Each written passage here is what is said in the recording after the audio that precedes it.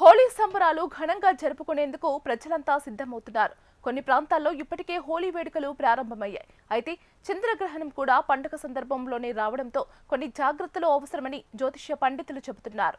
హోలీ రోజైన మార్చి 3న చంద్రగ్రహణం ఉండటంతో ప్రజల్లో కొంత సందిగ్ధత నెలకొంది. జ్యోతిష్య సూచనల ప్రకారం హోలీని మార్చి 4న జరుపుకోవాలని సూచిస్తున్నారు. కానీ పౌర్ణమి సందర్భంగా జరిగే కాముడి దహనం మాత్రం యథావిధిగా మార్చి 2న నిర్వహించాలంటున్నారు. మరికొన్ని ప్రాంతాల్లో మార్చి 2నే హోలీ పండుగను జరుపుకోవాలని నిర్ణయించుకుంటున్నారు. మార్చి 3న మధ్యాహ్నం 3:20 నుంచి సాయంత్రం 6:10 వరకు గ్రహణం ఉంటుంది.